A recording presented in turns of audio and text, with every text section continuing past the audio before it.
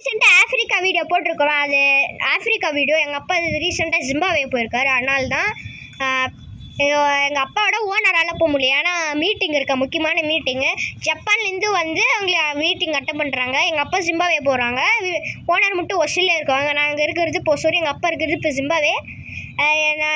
இப்போ இன்றைக்கி டேட் என்னடா முகேஷ்?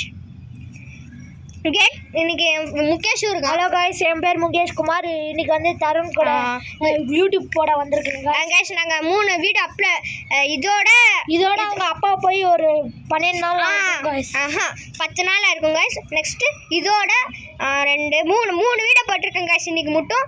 நெக்ஸ்ட் இன்னும் நாளைக்கு ஒரு வீடியோ வரும் கூட. மொத்தம் 2 வீடியோஸ் போட்டிருக்கேன் காய்ஸ். நெக்ஸ்ட்டு நாளைக்கு 2 வீடியோ வரும். அது இன்னொரு ஃப்ரெண்டு கூட போடுவேன். இதுதான் இப்போ முகேஷ்.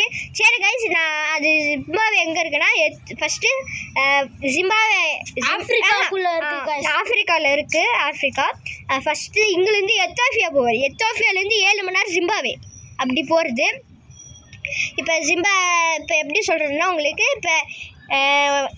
இப்போ ஜிம்பாவே எங்கே ஒசூர்லேருந்து ஃபஸ்ட்டு சென்னைக்கு போயிட்டு, ஏன்னா எங்கள் அப்பா கூட இன்னொருத்தர் வராரு. சென்னைக்கு போயிட்டு சென்னை ஏர்போர்ட் போயிட்டு ஜிம்பாவே 16 hours ஆகும். ஒரு 1.5 நாள் ஆகும் கைஸ் எப்படி போகிறதுக்கு. நெக்ஸ்ட்டு 1.5 நாள் ஒரு நாள் ஆயிருங்க. 2 நாள் ஆயிருங்க. ஏன்னா எத்தாஃபேக் போகணும்ல, அதனால தான் சொல்கிறேன். ஏன்னா நெக்ஸ்ட்டு எங்கள் அப்பா ரொம்ப தூரம் எஸ்டாஃபேலேருந்து ஜிம்பாவே போகணுங்க.